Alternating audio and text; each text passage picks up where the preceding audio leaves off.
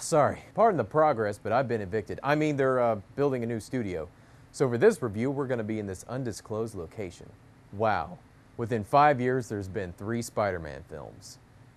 All right, let's reboot it. This is The Amazing Spider-Man. Peter Parker finds a clue that might help him understand why his parents disappeared when he was young. His path puts him on a collision course with Dr. Kirk Connors, his father's former partner. Oh, and there's some side plot where he turns into Spider-Man or something. The movie stars the nation's 20th president, James A. Andrew Garfield, with Emma Stone and my dad. I know!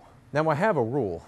Never trust movies with epic words in them, such as The League of Extraordinary Gentlemen, Fantastic Four, and I'm not a big fan of It's a Wonderful Life. It should have been called Merry Christmas, Kids! Dad got laid off.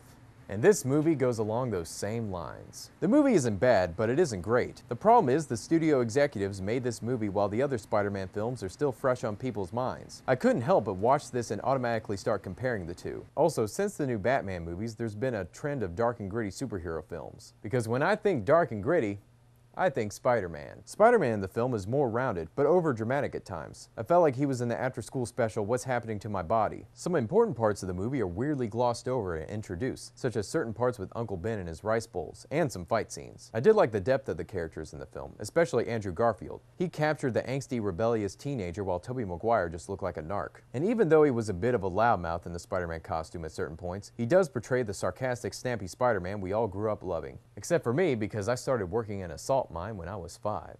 The fight scenes were well directed and the CGI is great and flashy. Overall, this movie had great rounded characters, but didn't feel like the blockbuster it should have been. I give this film a very generous 3 fat Spider-Mans. Who's he been fighting, the Hamburglar? Sorry I didn't wear a Spider-Man uniform. I'm saving up for a Batman costume.